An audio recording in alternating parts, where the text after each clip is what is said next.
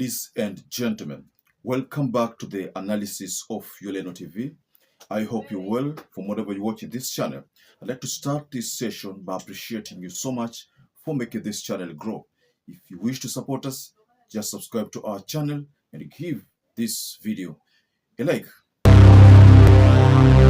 So the Senate Committee on Trade Investment was forced to adjourn prematurely until senators are shown the location of imported cooking oil brought in by the Kenya National Trading Corporation to cushion Kenyans from high prices.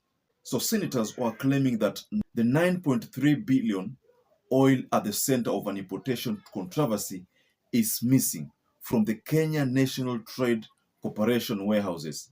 From the sweeper to the MD to the minister. Iligulwa.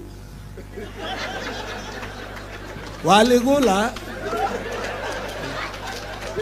It has emerged that the oil could have been condemned after health officials found it to be unfit for human consumption. So yesterday, members of a Senate committee, were shocked after they were blocked from inspecting the warehouses holding the oil. It was the second time that the senators had been prevented from inspecting the commodities. So what is happening? This story of the edible oil, you remember it. The first time it surfaced, Moses Kuria was still the one holding the docket. Before adding other port charges, if KNTC were to sell these products to the distributors, wholesalers and retailers as is mandated, they would have to sell it to them at 4,197 shillings. It is worth noting that a 20-liter jerrycan of locally manufactured brands that are not exempted from tax retails at 4,100 shillings. In short, the government, through the Moses Kuria and Mithika Linturi-led ministries, engineered losses. When Moses Kuria was still the one holding the docket, the scandal emerged, and Moses Kuria found himself clashing with Kenyans, clashing with the media over this matter. And the media ran a report exposing some of these things to the public. So that time, Moses Kuria had to defend himself, even going to an extent of telling the media that they were not going to receive deals from the government because of what they did. And what did they do? They exposed the trade CS. So the committee was out to establish where the figures of JERRICANS given by the Ministry of Trade and Investment and those by the Kenya National Trade Committee, these figures of the JERRICANS. So they were out to investigate and find out if all these figures tallies. So when the Senate Committee on Trade, Industrialization, Tourism toured KNTC headquarters in Nairobi Industrial Area, a man who claimed to be the acting manager director refused to open the warehouses for them. He told the senators that he did not have the keys to the warehouse, which were held by the managing director, Pamela Mutua, who was arrested together with other top managers on Monday over the edible oil saga. So the committee chair, Senator Lenku Oleseki, said, "Now that we have been taken in circles, we will summon suppliers to tell us what they imported. Officials at the Kenya National Trading Corporations are not cooperating." So the move by the Senate committee is to now go to those suppliers who actually supply them. So the suppliers are supposed to give, to shed more lights on what was given out. You know that this issue came at a time whereby there were claims that there was some kind of single sourcing. You remember, single sourcing is not allowed. So like there was lack of tendering. So there was allegation of single sourcing. So last week, attempts by senators to inspect the items were thwarted by the arrested MD. So the arrested MD refused to allow this audit to be done because they want to ascertain whether the JERRICANS tally with what was ordered. They want to ascertain whether prices were inflated.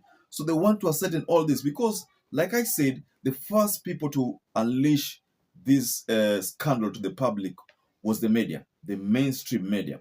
And like I said also, Moses Kuria found himself clashing with the mainstream media over the fact that they exposed this deal, the edible oil.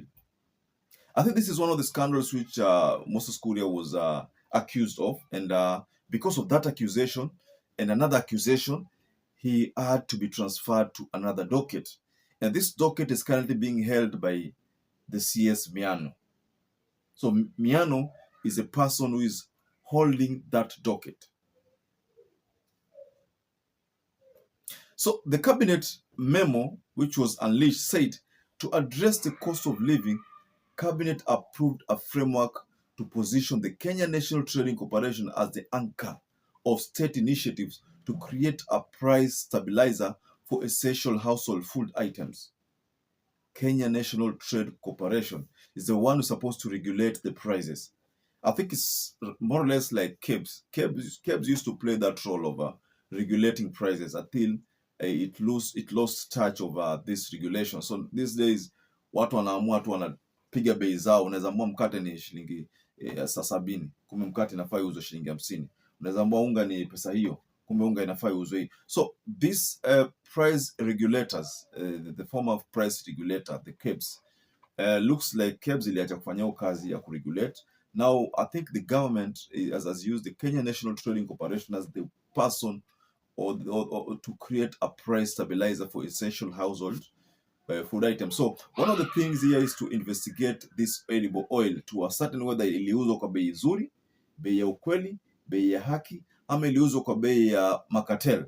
Because cartels can also regulate prices. How do they do that? By simply inflating commissions on the purchases, commissions which are abnormal.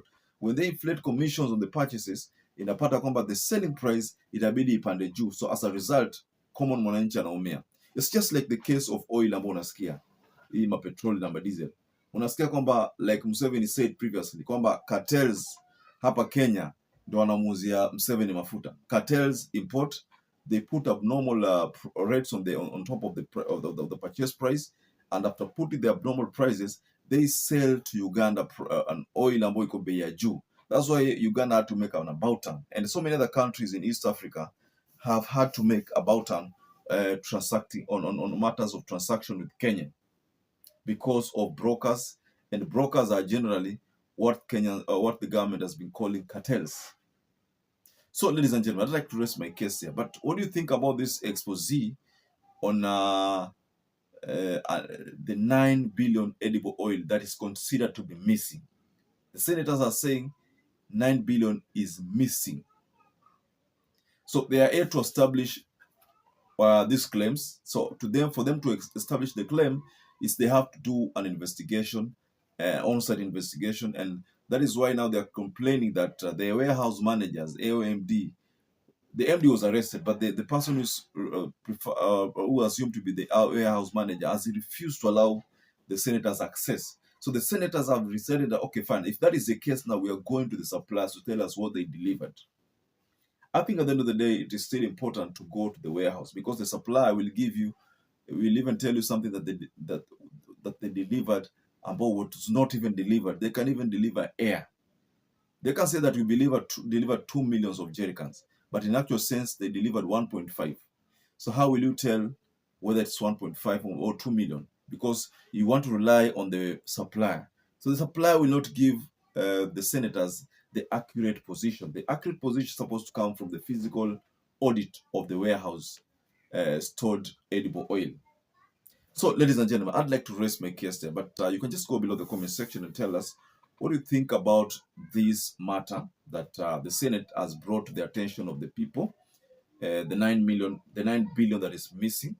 So that is what the Senate is yet to establish. Now, to those people who have not subscribed to our channel, I'd like to kindly request you to subscribe to this channel, give this video a like, and don't forget to hit the notification bell. To those who've supported us, I want to say here that I'm forever grateful for that support, because without you, this channel cannot grow. So until you catch up again, stay safe and stay blessed.